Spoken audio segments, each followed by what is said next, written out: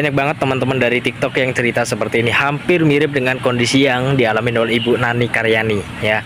Sudah didiagnosa osteoartritis dan ketergantungan dengan obat-obatan pereda nyeri. Ya masuk akal. Karena apa? Karena yang diatasin hanya pereda nyeri saja, hanya untuk mengatasi nyeri sendi lututnya saja. Padahal sebenarnya nyeri sendi lutut itu respon tubuh, itu bukan masalah utama. Itu akibat, bukan penyebab ya. Kalau yang kita atasi hanya akibatnya saja, selama penyebabnya belum diatasi dari akar masalahnya, ya itu akan terus akan dilakukan ya. Dan kalau yang kita lakukan adalah mengatasi dari akar masalahnya, tentu itu tidak akan bisa cepat. Itu perlu waktu, perlu biaya lebih, perlu kesabaran. Tapi yang akan kita dapat adalah kita nggak akan lagi ketergantungan dengan obat-obatan pereda nyeri, dan itu yang saya lakukan. November saya kecelakaan, ada benturan di persendian lutut, ada patah tulang 2, ada dislokasi, dan juga ada cedera saraf.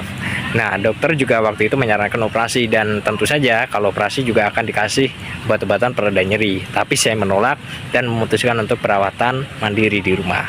Nah, selama perawatan mandiri di rumah itu, saya fokusnya bukan hanya untuk mengatasi rasa nyeri, ya, tapi fokus saya adalah bagaimana ini bisa diatasin, bisa segera diselesaikan dari akar masalahnya. Salah satu yang saya lakukan adalah saya konsumsi nutrisi tambahan. Nutrisi tambahan itu perannya sangat penting untuk mensuplai nutrisi supaya terjadi recovery, terjadi perbaikan dari dalam lebih maksimal. Ya, ada 3 nutrisi yang saya konsumsi. Yang pertama kalsium, yang kedua pelumas sendi, yang ketiga adalah nutrisi untuk memperbaiki kerusakan saraf. 3 bulan kurang 50 hari saya bisa belajar jalan pakai tongkat. Bulan keempat masuk bulan kelima saya bisa aktivitas kerja lagi tanpa mengalami nyeri sendi lutut, bunyi, dan kaku.